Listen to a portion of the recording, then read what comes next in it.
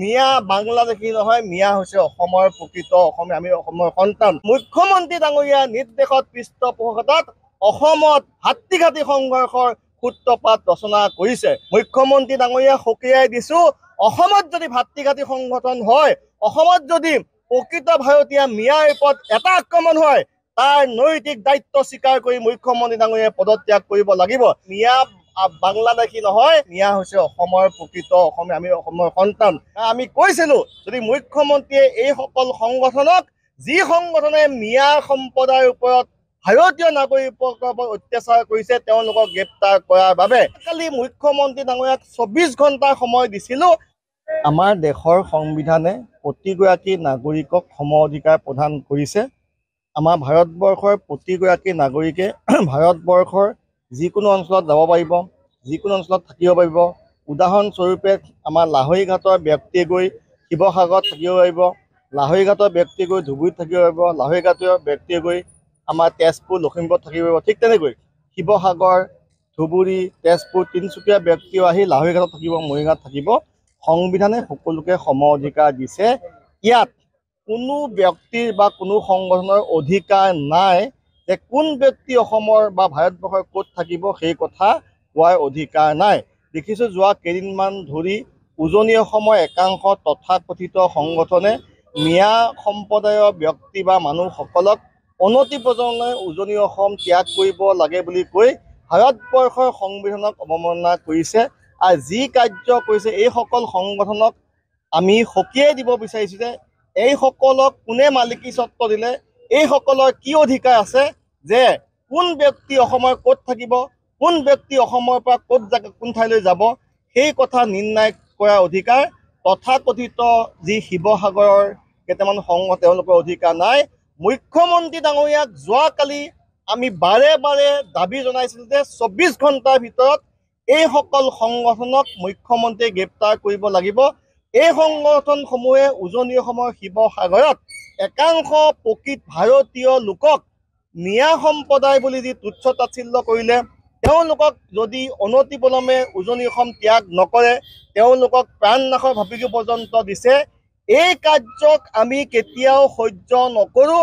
আৰু যোৱাকালি মুখ্যমন্ত্ৰী ডাঙৰীয়াক 24 ঘণ্টাৰ সময় দিছিলোঁ। আজি এই মুহূৰ্তত 24 ঘণ্টা উকলি গ'ল।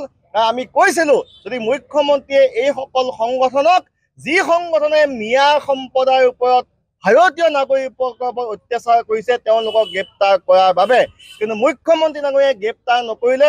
আমি যোৱাকালি কৈছিলোঁ, যদি মুখ্যমন্ত্ৰী ডাঙৰীয়াই গ্ৰেপ্তাৰ নকৰে, তেতিয়া ভাবিবলৈ বাধ্য হ'ম যে এইসকল সংগঠনে মুখ্যমন্ত্ৰী ডাঙৰীয়াৰ নিৰ্দেশত মিয়া সম্প্ৰদায়ৰ ওপৰত যি আক্ৰমণ কৰিছে, সেয়া সম্পূৰ্ণ মুখ্যমন্ত্ৰী ডাঙৰীয়াৰ পৃষ্ঠপোষকতা।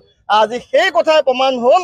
আজি সংবাদ মাধ্যমত দেখিব পাইছোঁ যে মুখ্যমন্ত্ৰী ডাঙৰীয়াই স্বীকাৰ কৰিছে যে মিয়াসকলক খেদাৰ দায়িত্ব মই লৈছোঁ। মিয়াসকলক যি ধৰণে তুচ্ছ তাচ্ছিল্য কৰিছে, তাকো প্ৰকান্তৰে মুখ্যমন্ত্ৰী ডাঙৰীয়াই সমৰ্থন কৰিছে। সংবিধানৰ নামত শপত খোৱা এজন মুখ্যমন্ত্ৰীয়ে যেতিয়া ভাৰতীয় নাগৰিকক, ভাৰতৰ প্ৰকৃত নাগৰিকক, অসমীয়া লোকক মিয়া মানে মিয়া বাংলাদেশী নহয়, মিয়া বাংলাদেশী নহয়, মিয়া হৈছে অসমৰ প্ৰকৃত অসমীয়া, আমি অসমৰ সন্তান। শংকৰ আজানৰ পবিত্ৰ মিলনভূমি, আমি সকলোৱে একত্ৰিত হৈছে, সকলোৱে হৈছে অসমীয়া। গতিকে মুখ্যমন্ত্ৰী ডাঙৰীয়াই মিয়াৰ ওপৰত অত্যাচাৰ সমৰ্থন জনাই প্ৰকান্তৰে তেখেতে পুনৰবাৰ অসমত তেখেতে ভাগ কৰিছে জাতিৰ নামত, ধৰ্মৰ নামত। আৰু মুখ্যমন্ত্ৰী ডাঙৰীয়াৰ নিৰ্দেশত পৃষ্ঠপোষকতাত অসমত ভাতৃঘাতী সংঘৰ্ষৰ সূত্ৰপাত ৰচনা কৰিছে। মুখ্যমন্ত্ৰী ডাঙৰীয়া সকীয়াই দিছো, অসমত যদি ভাতৃঘাতী সংগঠন হয়, অসমত যদি প্ৰকৃত ভাৰতীয় মিয়াৰ ওপৰত এটা আক্ৰমণ হয়, তাৰ নৈতিক দায়িত্ব স্বীকাৰ কৰি মুখ্যমন্ত্ৰী ডাঙৰীয়াই পদত্যাগ কৰিব লাগিব। আৰু মুখ্যমন্ত্ৰী ডাঙৰীয়াই বাৰে বাৰে কি কৈছে, কাজিৰঙাত যেতিয়া উচ্ছেদ হৈছিলে, ধুবুৰীত যেতিয়া উচ্ছেদ হৈছিলে, মুখ্যমন্ত্ৰীয়ে কি কয়, এইসকল হৈছে এইসকল ভাৰতীয় নহয়, এইসকল অবৈধ নাগৰিক, এইসকল হৈছে বাংলাদেশী। আৰু মুখ্যমন্ত্ৰী ভাষাত যিসকলক অবৈধ নাগৰিক বুলি কৈছে, কাজিৰঙাক উচ্ছেদ কৰাৰ পিছত সেইসকলৰ একাংশ মানুহক তেওঁ প্ৰায় 14,7,00,000 টকাৰ ক্ষতিপূৰণ দিছে।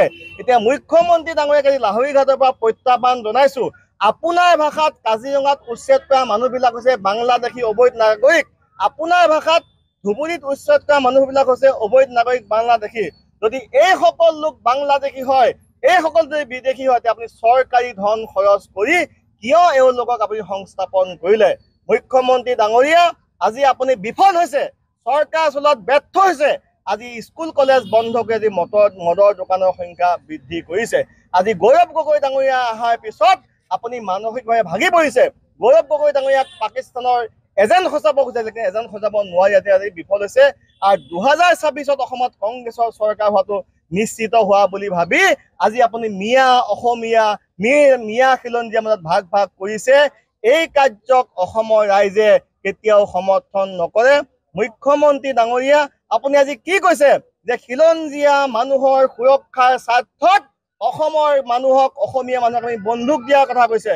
মুখ্যমন্ত্ৰী ডাঙৰীয়া, যি আৰ্মছ এক্ট আছে সেই এক্ট মতে, সেই আইন মতে আপুনি কেতিয়াও আৰ্মছ দিয়াৰ ঘোষণা কৰিব নোৱাৰে। মুখ্যমন্ত্ৰী ডাঙৰীয়াই, আপুনি আৰ্মছ দি অসমখনক মণিপুৰ সজাব বিচাৰিছে নেকি? মণিপুৰত যেনেকে ভাতৃঘাতী সংঘৰ্ষ হৈছে, এই সংঘৰ্ষ অসমত সূত্ৰপাত বিচাৰ কৰিব বিচাৰিছে। মুখ্যমন্ত্ৰী ডাঙৰীয়া, অসমৰ ৰাইজৰ উন্নতি আপুনি নিবিচাৰে। আজি অসমৰ খিলঞ্জীয়া মানুহসকলক আপুনি আৰ্মছ দি এইসকল মানুহৰ মাজত আজি আৰ্মছ এনেকুৱা এটা বস্তু, বন্দুক এনেকুৱা এটা বস্তু যিটো থাকিলে মানুহৰ ব্ৰেইন গৰম হৈ থাকে। এই আৰ্মছ মুছলমানক মাৰিবৰ কাৰণে নহয়, এই আৰ্মছ কেতিয়া নিজৰ ঘৰৰ মানুহৰ ক্ষেত্ৰতো প্ৰয়োগ হোৱাৰ সম্ভাৱনা আছে। এই আৰ্মছ বোলা বস্তুটো ইমানেই ভয়ানক বস্তু, যেতিয়া পকেটত বন্দুক নাথাকে মানুহজনৰ ক্ষমতাই মূৰত ধৰে। এই আৰ্মছ নিজৰ পৰিয়ালৰ, নিজৰ পত্নী, নিজৰ খিলঞ্জীয়া মানুহৰ পুত্ৰৰ মূৰতো সোমাব পাৰে। গতিকে মুখ্যমন্ত্ৰী ডাঙৰীয়া, আপুনি ব্যৰ্থ হৈছে। গতিকে আবুল তাবুল বকি অসমখনক ভাগ ভাগ নকৰিব। গতিকে পুনৰবাৰ কৈছো, মুখ্যমন্ত্ৰী ডাঙৰীয়া, আপুনি ভাৰতীয় নাগৰিকৰ ওপৰত যি ধৰণে তাচ্ছিল্য কৰিছে, অসমৰ মিয়া সম্প্ৰদায়ৰ মানুহক, অসমৰ মুছলমান মানুহক আপুনি যিধৰণে বিদেশী বুলি কৈছে, বাংলাদেশী কৈছে, এই কথা আপুনি উঠাই ল'ব লাগিব। নহ'লে 2026 অসমৰ সকলো মানুহে একত্ৰিত হৈ বিজেপি চৰকাৰক উৎখাত কৰিব।